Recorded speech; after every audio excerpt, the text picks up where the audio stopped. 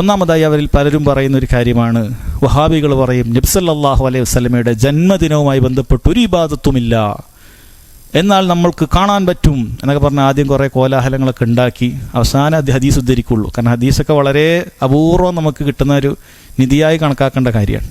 എന്നിട്ട് പറയും നബി സല്ലല്ലാഹു അലൈഹി വസല്ലം പറഞ്ഞു തിങ്കളാഴ്ച നോമ്പിനെ കുറിച്ച്, ആ ദിവസം ഞാൻ ജനിച്ച ദിവസമാണ്, അതുകൊണ്ട് തിങ്കളാഴ്ച ദിവസത്തിൽ നോമ്പനുഷ്ഠിക്കൽ എന്ന് പറയുന്ന ഇബാദത്തുണ്ട്, അതുകൊണ്ട് നബിദിനവുമായി ബന്ധപ്പെട്ട ഒരു പരിപാടിയും ഇല്ല എന്ന് പറയുന്നത് പൊളിഞ്ഞുപോയി, അതുകൊണ്ട് മൗലിദ് ആഘോഷിക്കാൻ ഇത് തെളിവാണ് എന്നാണ് പറയുന്നത്. ഇവരുടെ ഈ കോലാഹലമൊക്കെ കേൾക്കുമ്പോൾ ഇവരുടെ കൂട്ടത്തിലെ ആളുകളൊക്കെ ശരി തന്നെയാണ് എന്ന് പറയും, എന്ന് അങ്ങനെ അവർ തെറ്റിദ്ധരിക്കും. എന്നാൽ എന്താണ് സഹോദരങ്ങൾ ആ വിഷയത്തിൽ നമുക്ക് മനസ്സിലാക്കാനുള്ളത്? ഇത് വളരെ വിചിത്രമായ ഒരു ഇസ്തിദ്ലാലാണ്, തെളിവ് പിടിക്കലാണ് ഇവർ നടത്തുന്നത്. ഹദീസിൽ ഒന്നാമതായിട്ട് എന്താണുള്ളത്? ഈ പറയുന്ന ഹദീസ് ഇവർക്ക് അതിൽ നിന്നും ഖിയാസ് ചെയ്യണമെങ്കിൽ ഹദീസിൽ എന്താണുള്ളത്? അതിൽ നോമ്പെടുക്കാനാണുള്ളത്. എന്നാൽ പിന്നെ ഇവർ നോമ്പെടുക്കട്ടെ. നബിദിനത്തിൻ്റെ അന്നൊരു നോമ്പാണ് ഇവരെടുക്കുന്നതെങ്കിലോ, എന്നാലത് ബിദ്അത്താണ്. എങ്കിലും അവർ ചെയ്യേണ്ടിയിരുന്നത് എന്താണ്?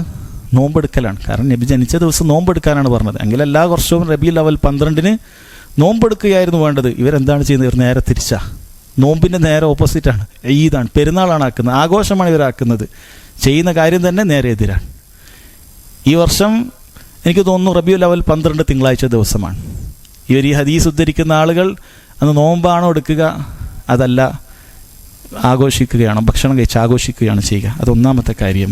എന്ന് നോക്കൂ സഹോദരങ്ങളെ, ഇവർ യഥാർത്ഥത്തിൽ പറയുന്നത് നബി സല്ലല്ലാഹു അലൈഹി വസല്ലം റബീഉൽ അവ്വൽ 12-ന് ജനിച്ചത് കൊണ്ട്, അല്ലെ, നബി സല്ലല്ലാഹു അലൈഹി വസല്ലം ജനിച്ച ദിവസം നോമ്പെടുക്കുക എന്നുള്ള കാര്യം പറഞ്ഞു എന്നാണ്. എന്നാൽ ഇവർ പറയാതെ പറയുന്ന കാര്യമാണ്. എങ്കിൽ നമ്മൾ നബി സല്ലല്ലാഹു അലൈഹി വസല്ലം ജനിച്ച ദിവസത്തിൻ്റെ ആ കണക്ക് പറഞ്ഞിട്ട് നബി സല്ലല്ലാഹു അലൈഹി വസല്ലം നോമ്പാണ് പറഞ്ഞത്, ഞങ്ങൾ റബീഉൽ അവ്വൽ 12-ന് ആഘോഷം പറയും.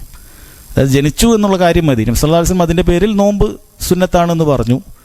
അതിൻ്റെ പേരിൽ വേറെയും പല കാര്യങ്ങളുണ്ട്. അമലുകൾ പ്രദർശിക്കപ്പെടുന്ന ദിവസമാണ് തിങ്കളും വ്യാഴവും, ഒരുപാട് കാര്യം പറഞ്ഞിട്ടുണ്ട്.